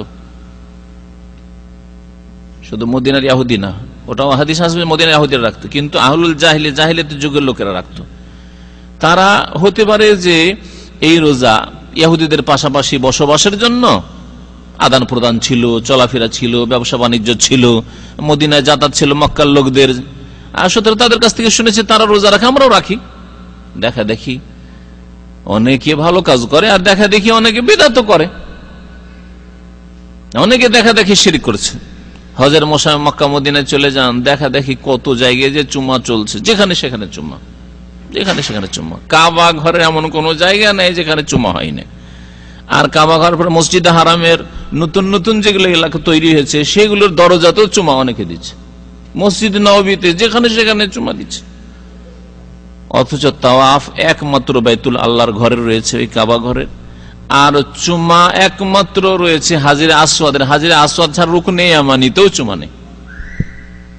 হাজিরে আসওয়াদ যদি কেউ স্পর্শ না করতে পারে হাত দিয়ে, অথবা মুখ দিয়ে চুমা না দিতে পারে, অথবা হাত দিয়ে স্পর্শ না করতে পারে, হাত দিয়ে স্পর্শ করলে হাতে চুমা দিতে পারে। কিন্তু যদি ইশারা করে দূর থেকে, ইশারাতে কোনো চুমা নেই। মানে কি ইশারা করে, অনেকে দেখেন দাঁড়িয়ে নিয়ে আছে কিন্তু সঠিক জ্ঞান নেই ইসলামের, হাতে চুমা দিচ্ছে হাজির আসওয়াদ ইশারা করে। আল্লাহু আকবার। কত রকমের যে বিদআত হচ্ছে। তো সুন্নত মানুষ শিখে দেখা দেখি, আর বিদআতও দেখা দেখি শিখে। সৌদি আরব এসছেন, এখানে দেখা দেখি সুন্নত শিখেন, গোড়ামি না করে দেখা দেখি সুন্নত শিখেন। এখানে এসে তাহিয়াতুল মসজিদে ঢুকলে, বসলে 2 রাকাত নামাজ পড়ে বসতে হয়। এটা তো দেখে দেখে শিখার অনেকটাই সুযোগ আছে। এরকম বহু জিনিস আছে এখানে যেগুলি সুন্নত, সেগুলি শিখার। তারপরে বহু বিদআত দেশে আছে যেগুলি এখানে নেই। আপনার ব্রেনকে প্রশ্ন করেন, আপনার মনকে জিজ্ঞাসা করেন এবং এর উত্তর সন্ধান করেন। আর এর উত্তর কোথায় পাওয়া যাবে তার খোঁজ করেন, যে এর উত্তর কোথায় পাবো। দেশে এগুলি হচ্ছে, এখানে কেন হচ্ছে না? যদি ইসলামী হয় কবর মাজার, আর কবর মাজার পাকা করা, আর এ মাজার নাম দেওয়া কবরকে, পাকা কবর হলে ওর নাম মাজার, তাহলে সৌদি আরবে থাকতো, যেখান থেকে সারা পৃথিবীতে ইসলাম গেছে সেখানে থাকতো। বলছিলাম যে জাহিলিয়াতের যুগের লোকেরা হতে পারে যে ইহুদিদের পাশাপাশি বসবাসের জন্য তাদের কাছ থেকে শুনে জাহিলিয়াতের যুগ থেকেই তারা রোজা রাখতো। ফালাম্মা নাযালা রমাদান, নবী করিম সাল্লাল্লাহু আলাইহি ওয়াসাল্লাম মক্কায় যখন নবুয়ত পেলেন, সাহাবায়ে কেরামরা ধীরে ধীরে কিছু মুসলমান হলো, তারাও রোজা রাখতো। কারণ ভালো কাজ রোজা রাখা, নবী সাল্লাল্লাহু নিষেধ করেননি, রোজা রাখতো। রমজানের হুকুম যখন আসলো তখন বললেন ফামান শাআ সামাহু, এখন যে চাইবে রোজা, রমজানের রোজা ফরজ হয়ে গেছে, আর অন্য কোন রোজা ফরজ ওয়াজিব নেই, রাখতে হবে এমন কোন বাধ্যতামূলক বিষয় নেই। সুতরাং যে চাইবে রোজা রাখবে, ওমান শাআ লাম ইয়াসুমহু, আর যে চাইবে রোজা রাখবে না। তাহলে এই বিষয়টা আমরা জানতে পারলাম যে কোন মানুষ শারীরিক অসুবিধার কারণে বা যে কোনো কারণে, কাজ হয়তো ভারী কাজ আপনার সাথে, আপনি হয়তো মুহররমের আশুরা রোজা রাখছেন আর সেই ব্যক্তি রাখছে না, আপনি তার উপরে একেবারে জিজ্ঞাসা চিহ্ন লাগিয়ে দিন না। কি বুঝলেন? অনেকে আমাদের মধ্যে যারা কিছু ভালো কাজ, নফল কাজ করি, এই কাজগুলিকে গুরুত্ব দিয়ে খুব, পাশাপাশি আর একটা লোক আপনার মতোই, আরে আপনি ইসলাম সেন্টারে যান, আপনি শোনেন, আর মুহররমের রোজা রাখেননি, কেমন মানুষ আপনি? মনে হচ্ছে বড় অপরাধ করে দিয়েছে, তাই না? না, এত বড় অপরাধী মনে করিয়েন না। আলহামদুলিল্লাহ আপনি করছেন, আলহামদুলিল্লাহ ভালো, আপনি আপনার ব্যালেন্স বাড়ান, আপনি সম্বল বাড়ান কিয়ামতের জন্য, আখিরাতের জন্য, জান্নাতে উচ্চ মর্যাদার জন্য। কিন্তু তাওহীদ এইসব কাজে, মুস্তাহাব কাজে, যেগুলি করলে নেকি, না করলে কোনো গুনাহ নেই, সেই ক্ষেত্রে কাউকে তিরস্কার করবেন না, কাউকে ধিক্কার দেবেন না। কারণ এই স্বভাবগুলি আমাদের অনেক বাইরে রয়েছে, আমাদের সব ক্ষেত্রেই সংশোধন হইতে হবে। এরকম আরাফার রোজা কেউ রাখলো না, হয়তো 6 সওয়ালের রোজা রাখলো না, হইতে পারে তার কোনো সমস্যা হইতে পারে। অনেকের পেশাবের সমস্যা আছে, পিপাসা লাগলে সমস্যা, কিডনির সমস্যা হয়। শুধু সেই ব্যক্তি হয়তো আল্লাহর ফরজ আদায়, রমজানে আল্লাহর ফরজ আদায় করে আল্লাহর কাছে নাজাত চাইছেন, আল্লাহ আমি আর কোনো সুন্নত নফল হয়তো রাখতে পারবো না, অথবা কাজ তার ভারী, রোদরে কাজ করতে হয়, আপনি তার অবস্থা জানেন না। সুতরাং মুসলিম ভাই সম্পর্কে ভালো ধারণা রাখুন, বিশেষ করে মুস্তাহাব কাজের ক্ষেত্রে। তবে ফরজের ক্ষেত্রে না, ফরজের ক্ষেত্রে ফরজ প্রত্যেক মুসলিমকে আদায় করতে হবে যতক্ষণ পর্যন্ত আল্লাহ ছাড় না দিয়েছে। আর যেই ক্ষেত্রে আল্লাহ ছাড় দিয়েছে সেখানে ছাড়, যেমন অসুস্থ আছেন, মসজিদে জামাতে যেতে পারে, জামাতে আল্লাহ ছাড় দিয়েছেন, কিন্তু নামাজ ছাড় দেননি। যে অসুস্থ আছেন তাই নামাজ পড়বেন না, এটা চলবে না। বৃষ্টি হচ্ছে তাই নামাজ পড়বেন না, নামাজ পড়তে হবে, কিন্তু খুব বেশি বৃষ্টি হচ্ছে বাড়িতে পড়ে নিতে পারেন। খুব বেশি বৃষ্টি হচ্ছে, মসজিদে চলে এসছেন, একসাথে 2 ওয়াক্ত জমা করে নিতে পারেন, যোহর আসর পড়ে নিতে পারেন একসাথে, আর মাগরিব এশা একসাথে পড়ে নিতে পারেন, যাতে হালকা হয়ে যায়। ইন্নাদ-দীন ইউসর, নবী করিম সাল্লাল্লাহু আলাইহি ওয়াসাল্লাম বলেছেন যে দিন ইসলাম অত্যন্ত সহজ, সহিহ বুখারীর এই হাদিস। আর কোরআনে কারীমে সূরা হজ আল্লাহ পাক বলেছেন ওমা জাআলা আলাইকুম ফিদ-দীন মিন হারাজ, আল্লাহ পাক তোমাদের জন্য দ্বীন ইসলামে কোনো সংকীর্ণতা রাখেননি। খুব সংকীর্ণ রাস্তা, চলা খুব মুশকিল।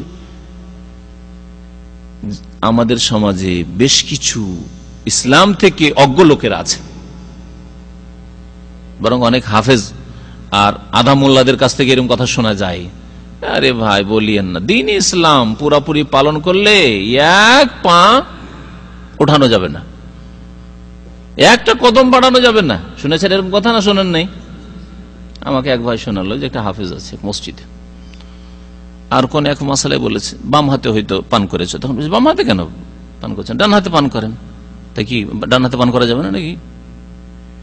এইরকম কি ওকে সংশোধন করা দিচ্ছে? বলছে যে ইসলাম যদি পদে পদে পালন করা যায় তো 1 পা চলা যাবে না। যদি এটা হাফেজে কোরআন বলে তাহলে আশ্চর্য লাগে না? সুবহানাল্লাহ, মন্ত্রের মতো কোরআন মুখস্থ রেখেছে। হ্যাঁ, ডান হাতে পানি পান করলে নাকি কদম বাড়ানো যাবে না, পর্দা করলে কদম বাড়ানো যাবে না। আছে এমন কিছু নাকি? এমন কোন শরীয়তে বিধান আছে যে যেই বিধানগুলো পালন করলে 1 পা উঠানো যাবে না? আছে? হ্যাঁ, হারামে উঠানো যাবে না।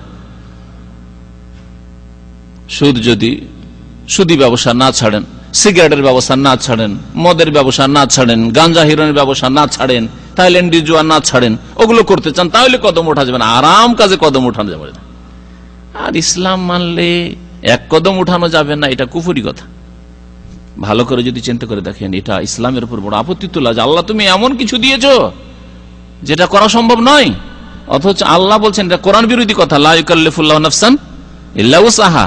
আল্লাহ কোন নফসকে, কোন ব্যক্তিকে এমন তকলিফ দেন না, এমন দায়িত্ব, তকলিফ মানে দায়িত্ব আরবি ভাষায়, তকলিফ মানে আমাদের উর্দু বার বাংলায় হচ্ছে কষ্ট দেওয়া, এখানে কষ্টের অর্থ নাই, মানে দায়িত্ব দেন না। আল্লাহ পাক রব্বুল আলামিন কোন ব্যক্তিকে এমন কোন দায়িত্ব চাপান না ইল্লা উসআহা, যেটা তার সাধ্যের বাইরে নয়, সাধ্যের বাইরে, যেটা তার সাধ্যের বাইরে সেটা দেন না, যেটা তার সাধ্যের মধ্যে রয়েছে, তার ক্ষমতা আয়ত্তে রয়েছে, এইরকমই আল্লাহ পাক রব্বুল আলামিন দায়িত্ব দিয়ে থাকেন। এইরকম জাআলা আলাইকুম ফিদ-দীনি মিন হারাজ, দিনে কোনো সংকীর্ণতা আল্লাহ পাক রাখেননি, দিন সহজ। আর এই আয়াত বিরোধী কথা হচ্ছে যে ইসলাম যদি মেনে চলা যায় এক কদম ওঠানো যাবে না। যদি কেউ আপনাকে বলে যে ভাবির সাথে কেন গল্প করছে, না আরে ইসলাম মানলে এক কদম চলা যাবে না, হারামই চলা যাবে না, ভাবির সাথে কথা বলতে হবে, ভাবির সাথে গল্প করতে হবে, দেখতে হবে, মজলিসে বসতে হবে, শালীর সাথে গল্প করতে হবে, না হলে চলা যাবে না। সুবহানাল্লাহ, আশ্চর্য কথা। আমাদের অনেক দিনই ভাইরা রয়েছেন যারা এখানকার মাটিতে না, বাংলাদেশের মাটিতে বাড়িতে 4-5 ভাই একসাথে থাকে, অভাবের কারণে আলাদা বাড়ি করতে পারেননি, প্রত্যেকে নিজ নিজ বাড়িতে কাজ করে নিকাব লাগে। মহিলারা অভাব আছে, ঠিক আছে, আলাদা আলাদা বাড়ি করতে পারেনি, 4-5 ভাইয়ের বাড়ি একই উঠানে একই আঙিনাতে আছে, কিন্তু তাদের স্ত্রীরা তারা নিকাব লাগিয়ে কাজকর্ম করে, আঙিনায় উঠানে যখন নামে কাজ করে তখন নিকাব লাগিয়ে, রান্নাঘরে কাজ করে, হয়তো দেবর আসতে পারে, ভাসুর আসতে পারে, সামনে নিকাব লাগিয়ে আছে, কোনো অসুবিধা নেই, নিকাব লাগিয়ে কাজ করেন আপনি, নিকাব লাগিয়ে মহিলা রাস্তাঘাটে চলছে, আপনি বাড়িতে কাজ করতে পারবেন না? তাহলে অসম্ভব কিছু না, দিন পালন করা অসম্ভব নয়, কষ্টও নয়, বরং যারা পালন করবে, নবী করিম সাল্লাল্লাহু আলাইহি ওয়াসাল্লামের এটা হাদিস রয়েছে, মুআয বিন জাবাল রাদিয়াল্লাহু তাআলা বলেন, ওয়া ইন্নাহু লা ইয়াসিরু আলা মান ইয়াসসারাহুল্লাহ, এই দিন ইসলাম পালন করা সহজ যার জন্য আল্লাহ সহজ করবেন। আপনার মনে যদি আপনি সহজ ভাবে ধরে নেন দিন ইসলাম পালন করা অতি সহজ।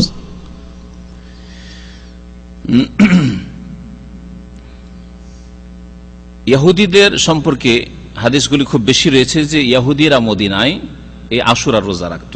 সময় যথেষ্ট হয়ে গেছে, সংক্ষেপ করি বিষয়টিকে। নবী করিম সাল্লাল্লাহু আলাইহি ওয়াসাল্লাম যখন মদিনায় আসলেন, হাদিসটা কাদিমাল মদিনা, নবী করিম সাল্লাল্লাহু আলাইহি ওয়াসাল্লাম মদিনায় আসলেন, ফাওয়াজাদাল ইয়াহুদা সিয়ামান ইয়াউম আশুরা, বিভিন্ন ভাষা দিয়ে হাদিসগুলি এসেছে। ইহুদিদেরকে দেখলেন যে এরা আশুরার দিনে রোজা রাখে, মানে মুহররম মাসের 10 তারিখে রোজা রাখে। ফাকাল লাহুম রাসূলুল্লাহ সাল্লাল্লাহু আলাইহি ওয়াসাল্লাম, তখন রাসূলুল্লাহ সাল্লাল্লাহু আলাইহি ওয়াসাল্লাম জিজ্ঞাসা করলেন, মা হাযাল ইয়াউমুল্লাযী তাসুমুনা, এটা আবার কোন দিন যেই দিনে তোমরা সিয়াম করো, রোজা রাখো? ফাকালু, তখন তারা বলেছিল, হাযা ইয়াউমুন আযীম, এটি হচ্ছে মহান দিন। আর একটি হাদিস রয়েছে, হাযা ইয়াউমুন সালেহ, এটা হচ্ছে বড় শুভ দিন। আনজাল্লাহু ফীহি মূসা ওয়া কওমাহ ওয়া গাররাকা ফিরআউনা ওয়া কওমাহ, এই দিনে আল্লাহ পাক রব্বুল আলামিন মূসা আলাইহিস সালামকে এবং তার জাতিকে নাজাত দিয়েছিলেন, রেহাই দিয়েছিলেন, মুক্তি দিয়েছিলেন, আর ডুবিয়ে ধ্বংস করেছিলেন আল্লাহ পাক রব্বুল আলামিন এই দিনে ফিরআউনকে এবং তার জাতিকে। আমার জিজ্ঞাসা আপনাদেরকে, যে কে বলতে পারেন যে মূসা আলাইহিস সালামের জাতির নাম কি ছিল আর ফিরআউনের জাতির নাম কি ছিল? বনি ইসরাইল। হ্যাঁ, ইসরাইল গোত্র। ইসরাইল অপর নাম হচ্ছে কার নাম বলতে পারেন? ইয়াকুব আলাইহিস সালামের। কুল্লু তাআমি কানা হিল্লাল লিবানি ইসরাইল ইল্লা মা হারামা ইসরাইলু আলা নাফসি। আজকালকার ইসরাইল মানে ইসরাইল একটি দেশ, তারা ওই নামে নাম রেখেছে, কারণ ইহুদিদের দাবি যে আমরা তাদেরই সন্তান।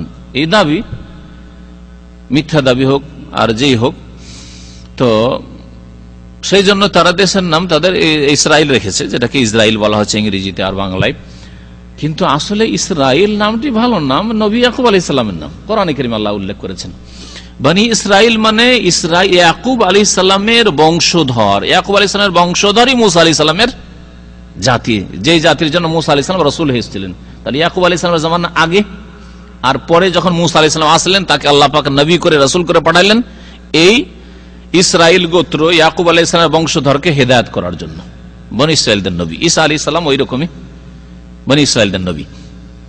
শেষ নবী মুহাম্মদ সাল্লাল্লাহু আলাইহি ওয়াসাল্লাম সমস্ত বিশ্বজাহানের মানুষের জন্য, জিনের জন্য নবী। হ্যাঁ, আর ফেরাউনের বংশের নাম কিবতি, কিবত, কিবত, আর এক বচন হচ্ছে কিবতি। এরা হচ্ছে কিবত বংশ। এই কিবত বংশ, কিবতকে ইংরেজিতে কিবত কি ক দিয়ে না পড়তে পেরে তারা ইজিপ্ট করে দিয়েছে। হ্যাঁ, আর এই কিবতের নামে তাদের ফেরাউনি ঐতিহ্যকে জাগিয়ে তোলার জন্য পশ্চিমারা এই নাম দিয়েছে মিশরের নাম। না হলে আপনারা জানেন যে মিশরের নাম হচ্ছে মিশর, ইসলামিক নাম। ওমর রাদিয়াল্লাহু তাআলা জামানা ইসলাম সেখানে পৌঁছেছে, আর এই দেশের নাম হচ্ছে মিশর। হ্যাঁ, আগের যুগ থেকে আর ইসলামী যুগেও তার নাম এরা পশ্চিমারা, ব্রিটিশরা যখন সারা দুনিয়াতে নিজের আধিপত্য কায়েম করেছে, জুলম অত্যাচার করেছে, তখন এই নাম, যেমন হিন্দকে তারা এন্ড করেছে, ইন্ডিয়া করেছে, তেমনি তারা মিশরকে ইজিপ্ট করেছে কিবত থেকে, যাতে করে ফেরাউনি ঐতিহ্যকে আবার ফিরিয়ে নিয়ে আসে আর ইসলামের ঐতিহ্যকে তারা বিতাড়িত করতে পারে। আল্লাহ পাক রব্বুল আলামিন তাদের মনের আশা ইনশাআল্লাহ পূরণ করবেন, বলেন আমিন। ইউরিদুনা লিইউতফিউ নূরাল্লাহি বিআফওয়াহিহিম ওয়াল্লাহু মুতিম্মু নূরিহি ওয়ালাউ কারিহাল কাফিরুন। ইউরিদুনা ইউতফিউ নূরাল্লাহ, তারা চায় যে আল্লাহর আলোকে ফু দিয়ে নিভিয়ে দেব, বিআফওয়াহিম, তাদের মুখের ফু দিয়ে, ওয়াল্লাহু মুতিম্মু নূরিহি, অথচ আল্লাহ পাক রব্বুল আলামিন তার আলোকে, নূরকে, দ্বীনকে পূর্ণতা দান করবেন, শক্তিশালী করবেন। ওয়ালাউ কারিহাল কাফিরুন, যদিও কাফের কখনো বরদাস্ত করবে না। কখনো ভাববেন না যে যেই ব্যক্তি কাফের সে আপনার ঈমান ইসলামকে মেনে নেবে, যতক্ষণ পর্যন্ত তাদের অনুসরণ না করবে, দিন থেকে আপনাকে যতক্ষণ পর্যন্ত বের না করে দেবে। আর দিনের ক্ষেত্রে কোন রকমের কম্প্রোমাইজ করে জাহান্নামে কোনো মুসলিম যেতে চায় না। সুতরাং সাবধান, কোন সময় তাদেরকে ডিসকাউন্ট দিয়ে, ছাড় দিয়ে তাদেরকে রাজি করে নেবেন, এই আশা মিছামিছি আশা, ভুল আশা। তারা চাই আল্লাহ কোরআনে এখানে বলেছেন, তারা চায়, তারা ভালোবাসে যে লাউ তাকফুরুনা কামা কাফারু, তারা যেমন কাফের তোমরাও কাফের হয়ে যাও, ফাতাকুনুনা সাওয়া, বরাবর হয়ে যাও, সমান সমান হয়ে যাও। তারা তোমাদেরকে সমান করে দিতে চায়। যদি খ্রিস্টান মিশনারির মাধ্যমে খ্রিস্টান নাও বানাইতে পারে, কাদিয়ানি বানিয়ে দিবে, কাফের বানিয়ে দিল, কামিয়াব সমান। এই জন্য কাদিয়ানি যে মতবাদ, সেটা তাদেরই জন্ম দেওয়া। আর না হলে কবর মাজার পূজার ধর্মকে তারা ভালোবাসে, ওই রকম মুসলিম ভালোবাসে যারা কবর মাজারের ধর্ম পালন করে। কারণ ওরা জানে যে এই ধর্ম বাতিল ধর্ম, এই ধর্ম মুহাম্মদ রাসূলুল্লাহ সাল্লাল্লাহু আলাইহি ওয়াসাল্লামের নিয়ে আসা নাই, সুতরাং ওই ধর্মের উপরে থাকলে আমাদের অসুবিধা নেই, ফাতাকুনুনা আমাদের সমান। তারা তাওহীদের দিনের কথা, সুন্নতের দিনের কথা, নবী করিম সাল্লাল্লাহু আলাইহি ওয়াসাল্লামের জামানায় যে দ্বীন ইসলাম নিখুঁত নির্ভেজাল স্বচ্ছ ইসলাম ছিল, সেই দিকে আমরা উম্মতে মুসলিমাকে ফিরিয়ে নিয়ে যেতে চাই, এই কথা বললে তাদের গলায় কাঁটার মতো বেঁধে যায়। না, এটা না, এটা চলবে না। নবী করিম সাল্লাল্লাহু আলাইহি ওয়াসাল্লাম মদিনায় আসলেন, দেখেন ইহুদিরা রোজা রাখে, জিজ্ঞাসা করলেন, তখন তারা বলল হাযা ইয়াউমুন আযীম, এটি হচ্ছে বড় দিন। এই দিনে আল্লাহ পাক রব্বুল মূসাকে আলাইহিস সালাম এবং তার জাতিকে নাজাত দিয়েছেন জালেমদের কবল থেকে আর সমুদ্রের পানি থেকে। সমুদ্রের ওপর দিয়ে অতিক্রম করেছিলেন মূসা আলাইহিস সালাম, সেই সমুদ্রের নাম হচ্ছে আল বাহরুল আহমার, বা তার পুরাতন নাম হচ্ছে বাহরে কুলজুম। এটা হচ্ছে ঐতিহাসিক নাম, হাদিস বা তাফসীর কিতাবাদিতে পাওয়া যাবে। এই বাহরে আহমার মানে হচ্ছে লোহিত সাগর বা রেড সি। কিন্তু আমাদের দেশের ওয়াইজরা, বক্তারা কি বলে জানেন? নীল নদ পার হয়েছে। নীল নদ, নদকে কি বলে? নদীকে আরবিতে নাহার বলে, তাই না? আল্লাহ পাক কোরআনে কারীমে নাহার বলেছেন না বাহার বলেছেন? মূসা আলাইহিস সালামকে যখন বললেন যে লাঠি মারো তোমার জন্য রাস্তা হবে, আনিযরে বিআসাকাল বাহরা বলেছেন। তাহলে বাহার মানে কি? বাহার মানে নদ হয়, নদী হয়, বাহার মানে সমুদ্র হয়, সাগর হয়। জি, এটা ঐতিহাসিক ভুল বা ওয়াইজদের ভুল, বক্তাদের ভুল। আমাদের শুদ্ধ কিতাব আছে, যেমন কিসাসুল কোরআন, এটা বই উর্দুতে খুব সুন্দর, মানে ভালো লিখেছে, এবং তার বাংলা অনুবাদও হয়েছে, বাংলা অনুবাদ আছে, মানে 2-3 খণ্ডে, তাতে এটার খণ্ডন করেছে। তাহলে এইরকম ভালো বইগুলি আমাদের দেশে, ভালো বইগুলি বাছাই করে করে ভালো আলেমের মাধ্যমে আপনাকে কিনতে হবে। এই জন্য আমরা ইসলামী সেন্টারের পক্ষ থেকে একটা প্রায় 64-65টা বইয়ের, যেগুলি মানে কোরআন ও সুন্নাহ ভিত্তিক কিতাব, বিশুদ্ধ কিতাব, ভেজাল মুক্ত অনেকটাই কিতাব, সেই কিতাবগুলো একটা লিস্ট করেছি যেন আমাদের ভাইরা নিজ নিজ বাড়িতে অথবা মসজিদ ভিত্তিক লাইব্রেরি করতে পারে, আর তা দিয়ে নিজেরা উপকৃত হয় আর নিজের পরিবার, আত্মীয় স্বজন, গ্রামবাসী উপকৃত হয়।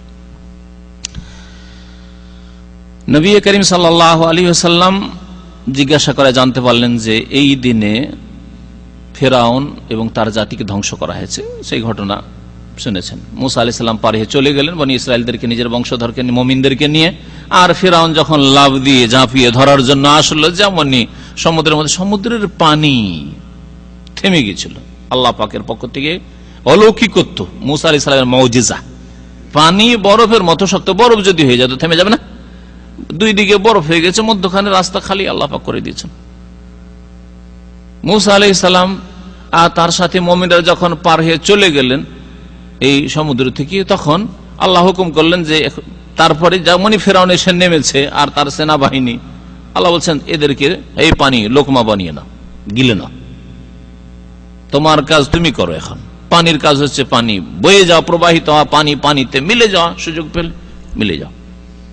আল্লাহ পাক এভাবে আল্লাহর দুশ্মন, আল্লাহর দিনের শত্রু, আল্লাহর নবীর শত্রু, আল্লাহ পাক রব্বুল আলামিনের বান্দা মুমিন মুমিনাতের শত্রু, অসংখ্য মানুষের খুনি জালেম ফেরাউনকে এবং ফেরাউনের সেনাবাহিনীকে ধ্বংস করেছিলেন।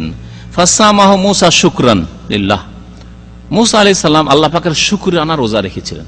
মুসা আলাইহিস সালাম শুকরানা রোজা রেখেছিলেন। এর থেকে কিছু শিক্ষণীয় বিষয় আছে, কিছু শিক্ষণীয় বিষয় আমাদের জানা দরকার। যে শুকরানা তাহলে আমি আপনি রোজা রাখতে পারি। নবী করিম সাল্লাল্লাহু আলাইহি ওয়াসাল্লাম রেখেছেন, মুসা আলাইহিস সালাম রেখেছেন। শুকরানা রোজা রাখতে পারেন, শুকরানা নামাজ পড়তে পারেন, আপনি শুকরানা দান খায়রাত করতে পারেন, শুকরানা খাসি জবাই করলেন, গরু জবাই করলেন আর গরিব মিসকিনকে খাওয়াই দিলেন, করতে পারেন।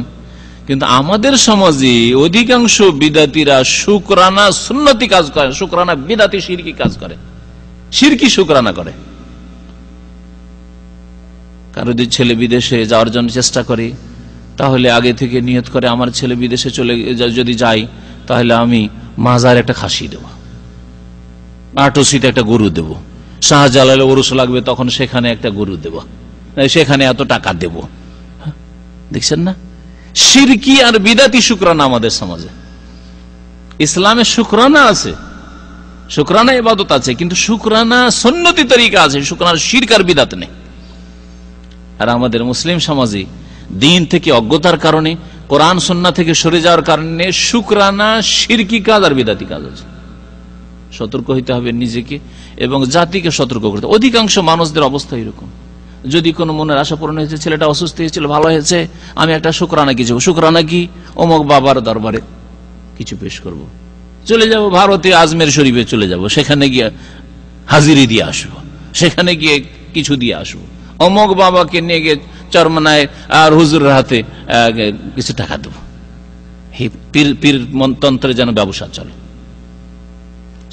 আমার যেসব ভাইরা একেবারে খাস মুরিদ হওয়ার পরে ফিরে এসছেন, আর বাঙালি সমাজে যাদেরকে হক্কানি পীর বলা হচ্ছে তাদের একটা, আর এই সম্পর্কে আমার বিস্তারিত আলোচনা এর আগে আছে, অনেকে শুনেছেন, তাদের কথা যারা খাস মুরিদ হয়ে আল্লাহ পাক তাদেরকে তওবা করার তৌফিক দিয়েছেন, যে এমন কোন মানুষ সেখানে যায় না পীরের কাছে যে মুসাফা করবে বিনা টাকায়। মুসাফা কি বুঝলেন? সালামের সাথে মুসাফার সাথে মুঠে টাকা নিয়ে, মুসাফা টাকা, মুসাফা টাকা, আর টাকা নিয়ে ফেলে দেওয়া হচ্ছে, বস্তা ভর্তি করছে। যারা চোখে দেখে এসছে এদিকে ভক্তরা বস্তা ভর্তি করছে, খাস যেগুলো ভক্ত আছে বস্তা ভর্তি করতে আছে, আর পিসাব হাত বাড়িয়ে বসে আছে, হাতে সালাম মানে টাকা, সালাম মানে টাকা, সালাম মানে টাকা। কারণ জাহিল সমাজকে শিখিয়ে দেওয়া হয়েছে যে পীর রাজি তো আল্লাহ রাজি, আল্লাহ রাজি তো আর কি চিন্তা তোমার, পীরের মাধ্যমে আল্লাহ রাজি, সরাসরি আল্লাহকে রাজি করা যাবে না। পীর নিজের ক্ষেত্রে আল্লাহকে রাজি করতে পেরেছে কিনা আর পারবে কিনা কাল কিয়ামতে ফয়সালা হবে, দুনিয়াতে তো ফয়সালা হবে না। কারণ আল্লাহ পাক দুনিয়া ফয়সালার জগৎ করেননি, দুনিয়া আল্লাহ কর্মের জগৎ করেছেন, আর ফয়সালা জগৎ হচ্ছে আখিরাত। এই জন্য কোরআনে কারিমে একাধিক আয়াত আছে, ইয়াফসুলু বাইনাহুম ইয়াউমাল কিয়ামা, আল্লাহ বলেছেন, তাই না? কিয়ামতের দিন আল্লাহ পাক রব্বুল আলামিন ফয়সালা করবেন, চূড়ান্ত ফয়সালা আল্লাহ পাকের কিয়ামতের দিন হবে। যে তার অবস্থা কি হবে সেই বলতে পারবে না। আল্লাহু আকবার।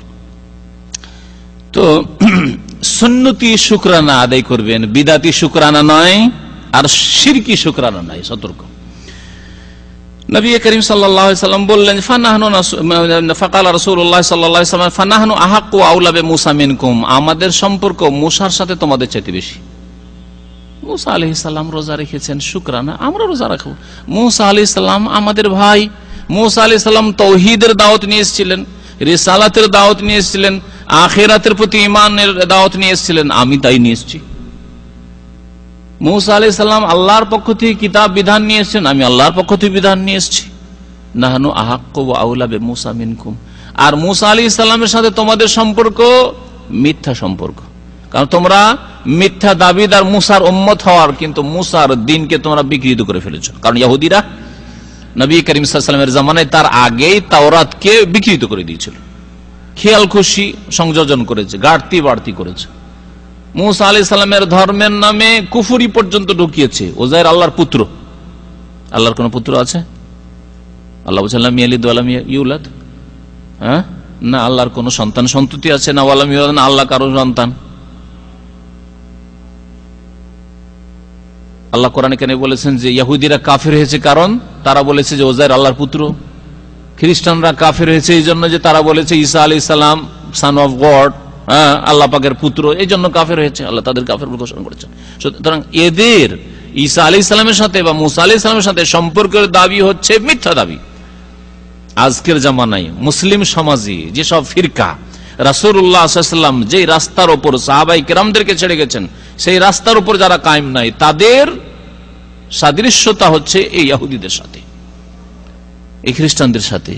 তারাও ধর্মকে বিকৃত করেছে, এরাও নবী করিম সাল্লাল্লাহু আলাইহি ওয়াসাল্লামের নিয়ে আসা ধর্মকে বিকৃত করে কবর মাজার পূজার ধর্ম, পীরতন্ত্রের ধর্ম, সুফিবাদের ধর্ম, আধ্যাত্মিক বিদাতি আধ্যাত্মিকতার ধর্ম, এইসব ধর্ম তারা আবিষ্কার করেছে। মহানজার আল্লাহ বিন সুলতান। সত্যিকার সম্পর্ক রাসূলুল্লাহ সাল্লাল্লাহু আলাইহি ওয়াসাল্লামের সাথে কার? যেই ব্যক্তি রাসূলুল্লাহ সাল্লাল্লাহু আলাইহি ওয়াসাল্লামের নিয়ে আসা আকীদায় বিশ্বাসী, রাসূলুল্লাহ সাল্লাল্লাহু আলাইহি ওয়াসাল্লামের নিয়ে আসা ইবাদতে বিশ্বাসী, রাসূলুল্লাহ সাল্লাল্লাহু আলাইহি ওয়াসাল্লামের আখলাক, চরিত্র, মামলাত, আদান প্রদান যা নিয়ে এসেছেন তাতে বিশ্বাসী এবং তার বাস্তবায়ন করে। আর যারা না নবী করিম সাল্লাল্লাহু আলাইহি ওয়াসাল্লামের জামানায় যদি জিজ্ঞাসা করেন, নবী সাল্লাল্লাহু আলাইহি ওয়াসাল্লামের জামানায় মুসলিম জাতি কয় ভাগে ভাগ ছিল, কি বলবেন? নবীর জামানায় মুসলিম জাতি কয় ভাগে ভাগ ছিল? নাম কি ছিল? হানাফি না শাফি না মালিকি না হাম্বলি? হ্যাঁ, চিশতি নাম ছিল, কাদেরি নাম ছিল, মুজাদ্দিদি নাম ছিল, হ্যাঁ ছিল। তাহলে এখন কেন আসবে এগুলো নাম? আমরা কোরআন সুন্নাহর অনুসারী, যেইভাবে নবী সাল্লাল্লাহু আলাইহি ওয়াসাল্লাম সাহাবায়ে কেরামদেরকে যে অবস্থায় ছেড়ে গেছেন, সেই অবস্থার দিকে আমাদেরকে ফিরে যেতে হবে। এটা হচ্ছে দ্বীন ইসলাম। মা আনা আলাইহিল ইয়াউমা ওয়া আসহাবি, আমি যেই পথের উপর আছি আর আমার সাহাবীরা যেই পথের উপর আছে, এই পথের উপর যারা কায়েম থাকবে তারাই হচ্ছে ফিরকা নাজিয়া, নাজাত প্রাপ্ত, মুক্তি প্রাপ্ত দল। নবী করিম সাল্লাল্লাহু আলাইহি ওয়াসাল্লাম বলেছেন।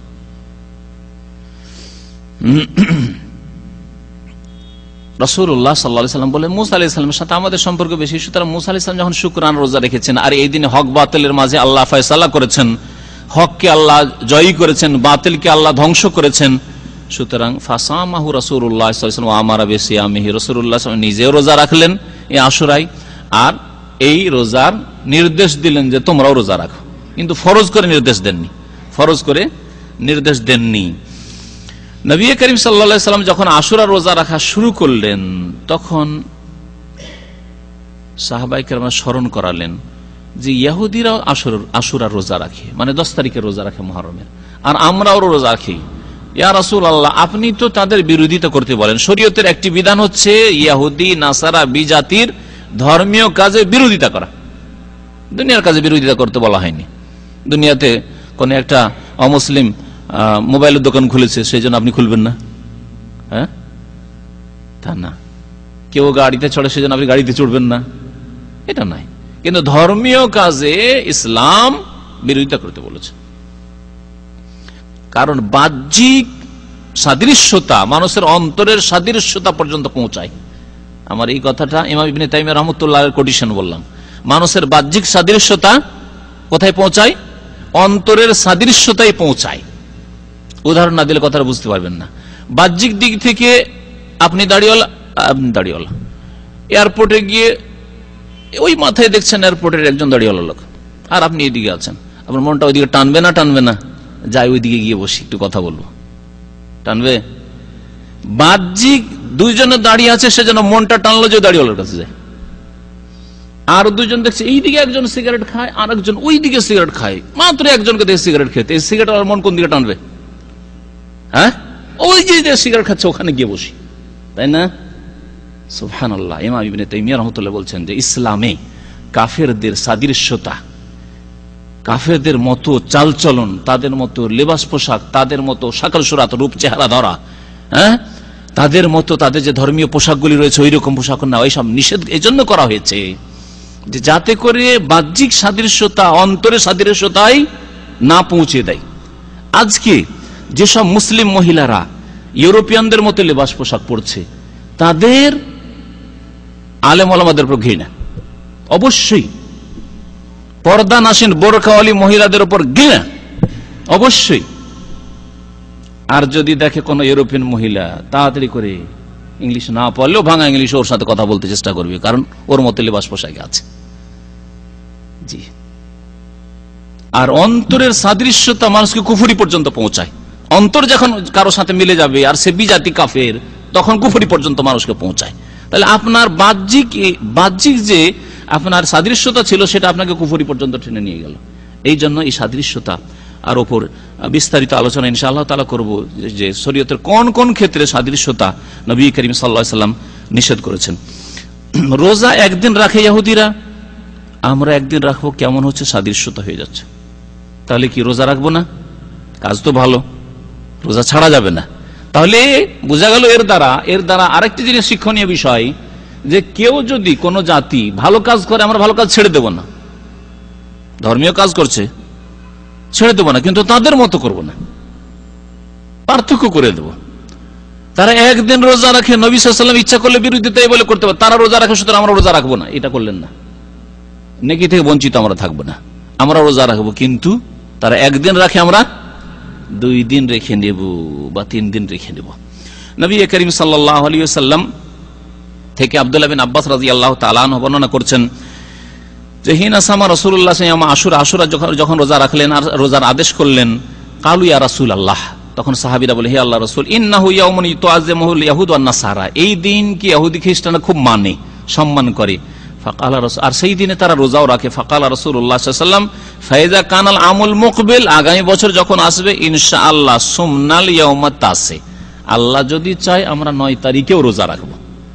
এই হাদিসকে অনেকে ভুল বুঝেছে, বলছে ওরা 10 তারিখে রাখে, আমরা শুধু 9 তারিখে রাখবো না। ভুল এটা কথা। আর এই ভুলটা জনসাধারণ নয়, এটা এক শ্রেণীর আলেম সমাজ ভুল বুঝেছে এই হাদিসকে। সুমনাল ইয়াউমাত তাসি, আমরা 9 তারিখে রোজা রাখবো, 10-এ রাখবো না, এটা উদ্দেশ্য নয় নবী সাল্লাল্লাহু আলাইহি ওয়াসাল্লামের। আমরা 10-এও রাখবো, তার সাথে সাথে 9-এও রোজা রাখবো, এটা হচ্ছে এই হাদিসের অর্থ। কিন্তু তারপরে ফালামিয়াতিল আমুল মুকবিল, আগামী বছর আসার আগে, হাত্তা তুফিয়া রাসূলুল্লাহ সাল্লাল্লাহু আলাইহি ওয়াসাল্লাম, রাসূলুল্লাহ সাল্লাল্লাহু আলাইহি ওয়াসাল্লাম ইন্তেকাল করে গেলেন, নবী করিম সাল্লাল্লাহু আলাইহি ওয়াসাল্লামের ইন্তেকাল হয়ে গেল। কিন্তু আদেশ করেছিলেন, আকাঙ্ক্ষা করেছিলেন, আগামী বছর আমি বেঁচে থাকলে রোজা রাখবো 9 তারিখেও। তাহলে তোমরা সুমনা, আমরা বলেছে তোমরা আগামী বছরে 10-এর সাথে 9 তারিখে রোজা রাখবে। এই জন্য এই ক্ষেত্রে রোজা রাখার তালিকাটা কেমন হবে, এই হাদিস দ্বারা প্রমাণিত যে 9 তারিখ 10 তারিখে রোজা রাখেন যদি দুটো রোজা রাখতে চান। তবে ইমাম ইবনুল কাইয়িম রাহমাতুল্লাহ আলাইহি, হাফিজ ইবনে হাজার রাহমাতুল্লাহ আলাইহি ফাতুল বারিতে বা ইমাম ইবনুল কাইয়িম রাহমাতুল্লাহ তার কিতাবগুলিতে, এরা কোরআন সুন্নাহর বড় বড় আলেম মুহাদ্দিস, তারা বলেছেন যে আশুরা রোজা 3 স্তরে বিভক্ত। সর্বোচ্চ স্তর হচ্ছে 3টি রোজা রাখা, 9, 10, 11, 3টি রোজা রাখা। দ্বিতীয় স্তর হচ্ছে 9, 10 অথবা 10, 11, তবে 9, 10টা 10, 11 চাইতে উত্তম। এই হাদিসের উপর আমল করে, যে হাদিস সহিহ মুসলিমে আছে যে লাইন বাকিতু ইলা কাবিন ইল্লা সুমান্না তাসি, আগামী বছর যদি আমি বেঁচে থাকি তাহলে 9 তারিখে রোজা রাখবো, 9 আর 10। কেউ যদি 10 আর 11 রাখে, তার তুলনায় ভালো হচ্ছে 9, 10 রাখা, দুটো যদি রাখতে চান। দ্বিতীয় স্তর।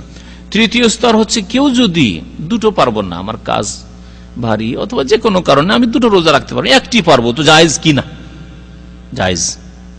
কারণ নবী করিম সাল্লাল্লাহু আলাইহি ওয়াসাল্লাম তার আগে পর্যন্ত রেখেছেন বা সাহাবীরা রেখেছেন একটি রোজা। সুতরাং কেউ যদি একটিও রোজা রাখতে পারে তবুও রোজা রাখবে, সেটা হচ্ছে 10 তারিখের রোজা। কিন্তু এটা হচ্ছে তৃতীয় নিচের স্তর। সবচেয়ে উত্তম হচ্ছে 3টি রোজা রাখা, আর না হইলে তারপরে 9-10 রাখেন, 9-10 না রাখতে পারলে 10-11 রাখেন, আর না হইলে একটি কমপক্ষে রাখেন, সেটা হচ্ছে 10 তারিখ। এই বছরে আজকে হচ্ছে মুহররমের 5 তারিখ চলে গেল, 6 তারিখের রাত, তাহলে 9 তারিখ কোন দিন পড়বে? 9 তারিখ রবিবার। শনিবারের দিন গিয়ে সাহারি খাবেন, শনিবারের দিন গিয়ে সাহারি খাবেন, রবিবারে 9 তারিখ, আর সোমবারে হচ্ছে 10 তারিখ। আর মাশাআল্লাহ সোমবারে রোজা রাখা এক তো আশুরার রোজা হয়ে যাচ্ছে, আর নবী করিম সাল্লাল্লাহু আলাইহি ওয়াসাল্লাম সপ্তাহে 2 দিন রোজা রাখতেন, তার একদিন হচ্ছে সোমবার ইয়ামুল ইসনাইন, আর একদিন হচ্ছে বৃহস্পতিবার ইয়ামুল খামিস, তারও এই সুন্নতের উপর আমল হয়ে যাবে।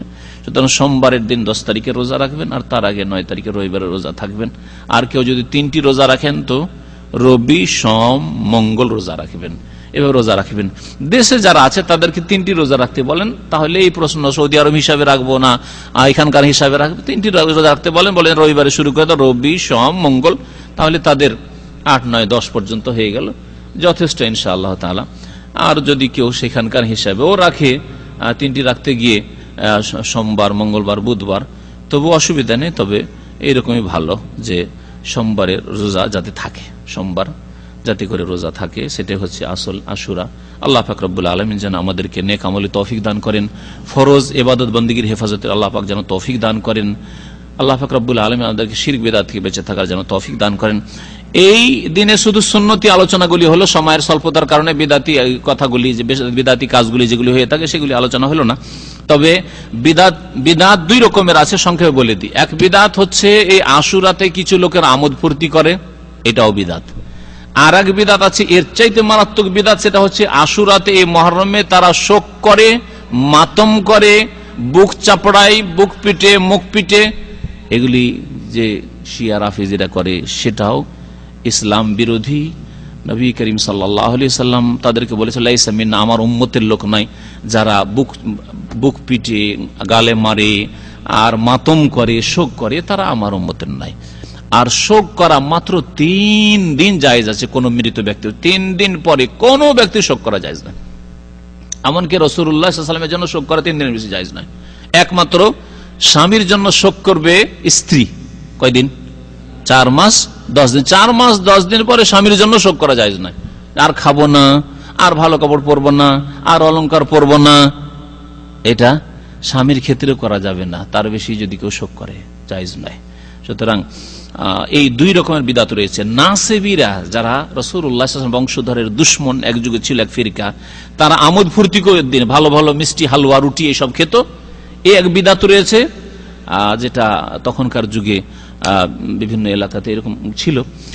যে বিদাতগুলোর কথা ওলামারা উল্লেখ করেছেন। সুতরাং খুশি করার দিন না এটা, আর ভালো খাবার খাওয়ারও দিন না, আর এটা শোক করার দিন নয়। ইহুদিদের বিরোধিতা আর একটি দিক থেকে হয়ে যাচ্ছে, সেটাও জেনে রাখা ভালো। সেটা হচ্ছে যে ইহুদিরা এই দিনকে ঈদ মনে করত, মনে করতো, আবার রোজা রাখতো। আর ইসলামে ঈদের দিনে রোজা রাখা হারাম। সুতরাং ইহুদিরা ঈদ মনে করে, আমরা সেই দিনে রোজা রাখি, আর আমাদের রোজার দিনে না, ঈদের দিনে রোজা রাখা হারাম। সুতরাং আমাদের ঈদের দিন নয়। তাহলে এই দিক থেকেও আমরা একদিক থেকে বিরোধিতা করলাম, একটি রোজা ইহুদিরা রাখা, আমরা 2টি রোজা রাখলাম, ঠিক না? আর একটি বিরোধিতা করলাম যে তারা ঈদ মনে করে, আমরা ঈদ মনে করলাম না, রোজা রাখলাম, কারণ আমরা যদি ঈদ মনে করতাম তাহলে রোজা রাখতাম না। ও সাল্লাল্লাহু আলা নবিয়িনা মুহাম্মদ।